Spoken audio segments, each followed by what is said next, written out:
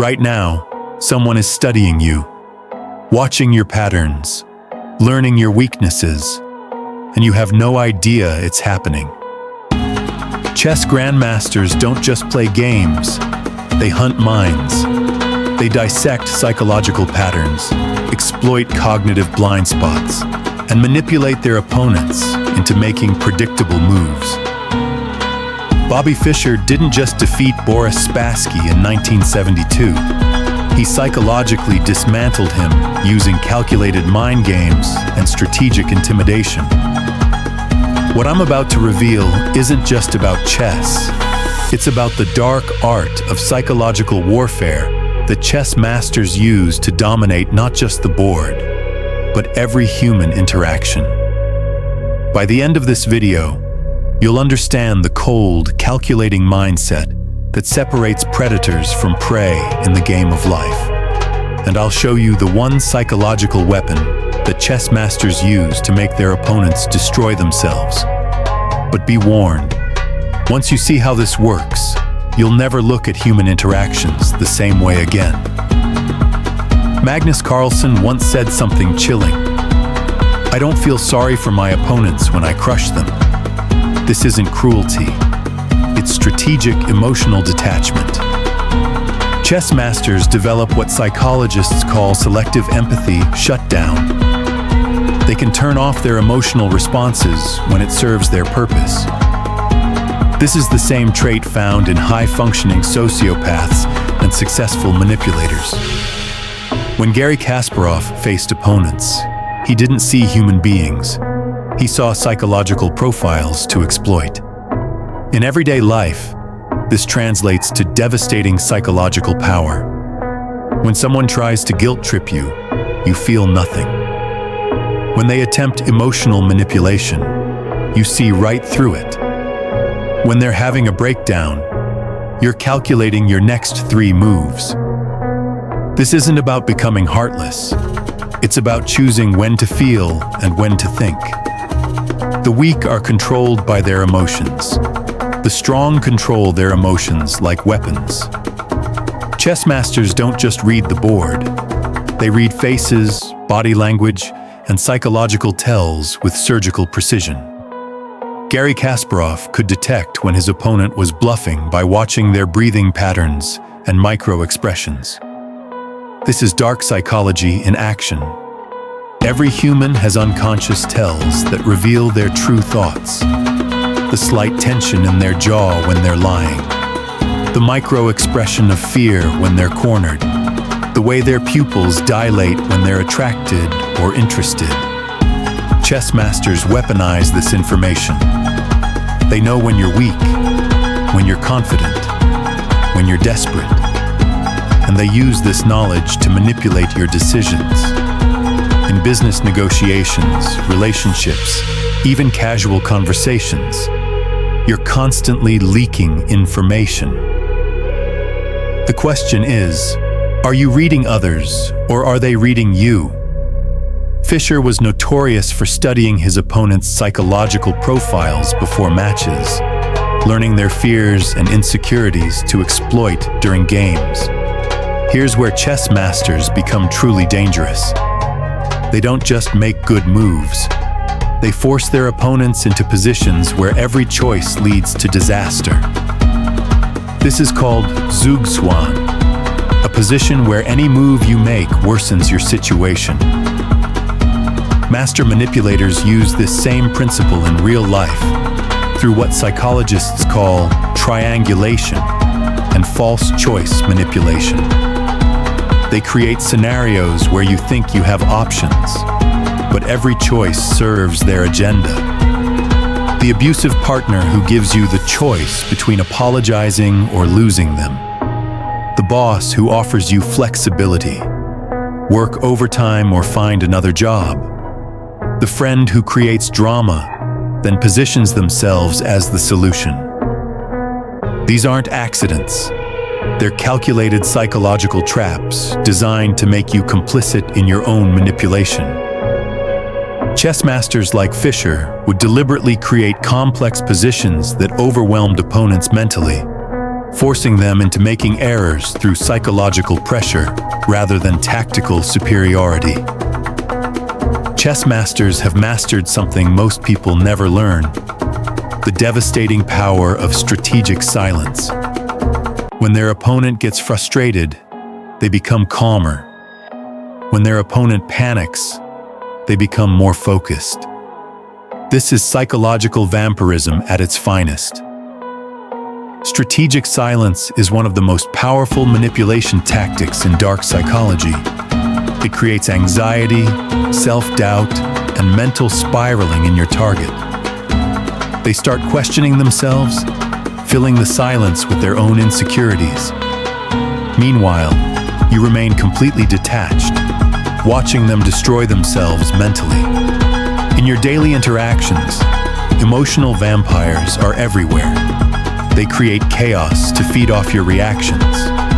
But when you think like a chess master, you flip the script. You become emotionally unavailable to their manipulation.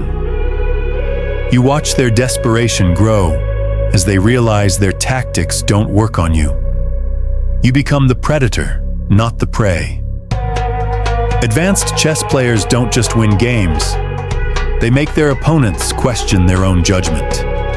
They create positions so complex that their opponent starts doubting their own analysis.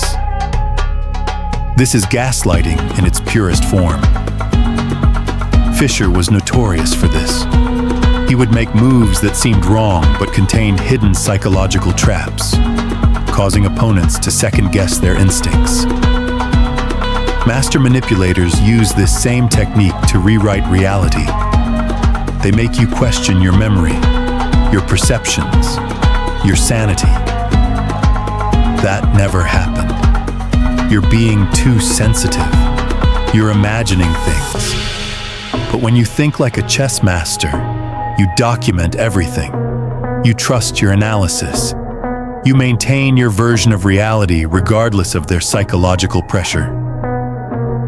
You become immune to their reality distortion field because you've trained your mind to think systematically, not emotionally. Here's a dark secret chess masters know. Sometimes you have to appear weak to become strong. They'll sacrifice valuable pieces to lure their opponent into a trap. This is strategic vulnerability, appearing damaged or needy to manipulate others into lowering their guard. Psychopaths use this technique constantly through what's called infantilization. They play the victim to gain sympathy. They show fake vulnerability to trigger your protective instincts. They pretend to be broken so you'll try to fix them.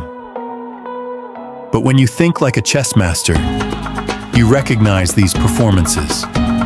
You see through the fake tears, the manufactured crises, the strategic helplessness. You understand that their vulnerability is just another weapon in their arsenal.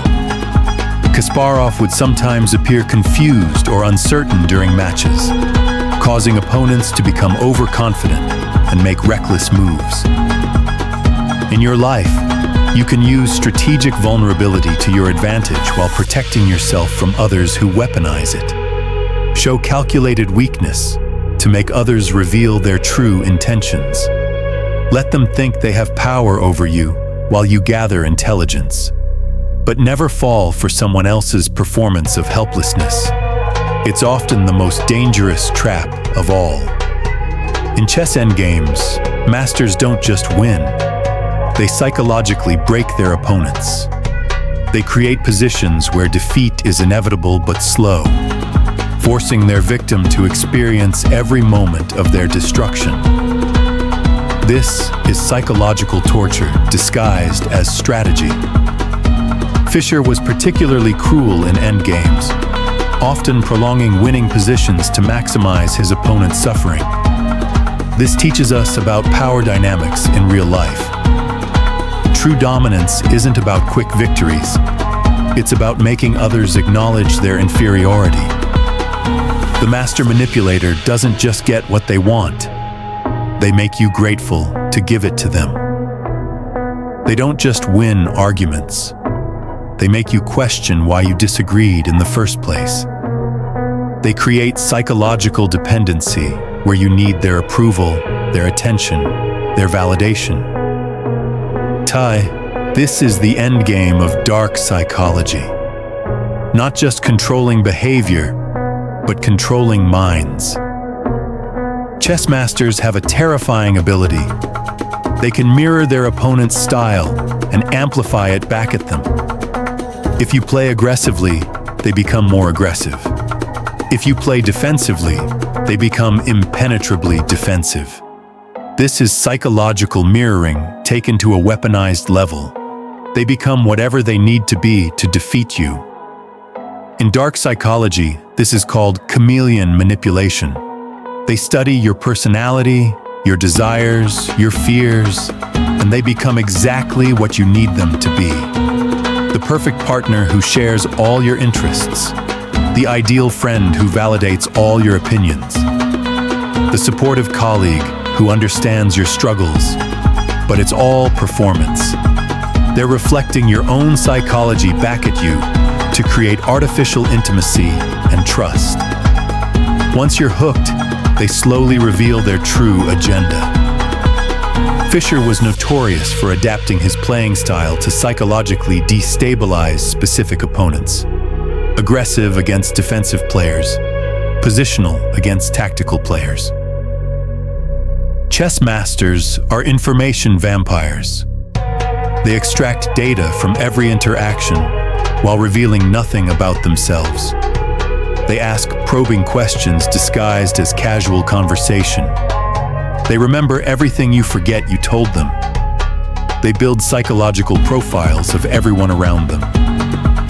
Tal, the magician from Riga, was famous for studying his opponents' personal lives, using their divorces, financial problems, and family issues as psychological weapons during games. This is intelligence gathering at its most personal level. Every conversation becomes an interrogation. Every social interaction becomes data collection.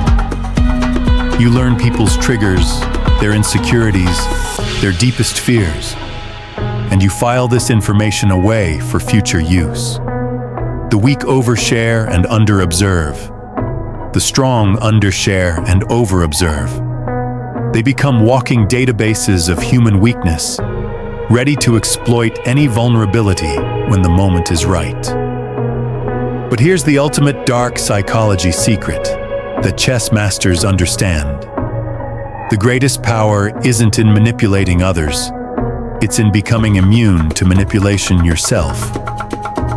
When you truly think like a chess master, you become psychologically untouchable.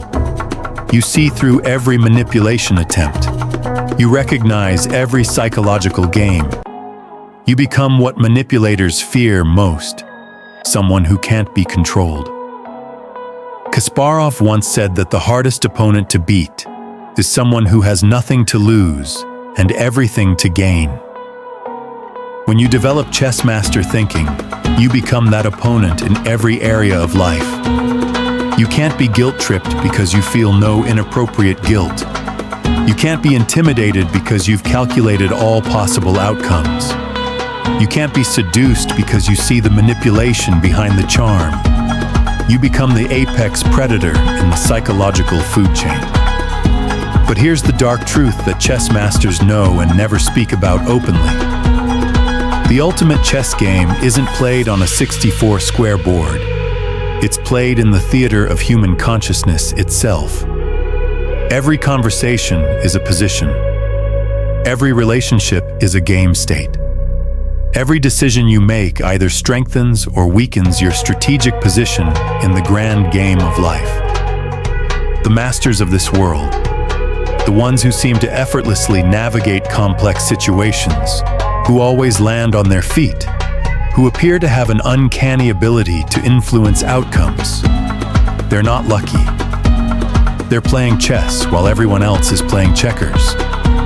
Kasparov once said that chess is mental torture. But what he didn't say is that life itself is the ultimate mental game. And now that you know their secret, the question becomes, What will you do with this knowledge? Because once you see the game, you can never unsee it. The choice is yours. Remain a pawn in someone else's strategy, or become the master of your own. The board is set. Your move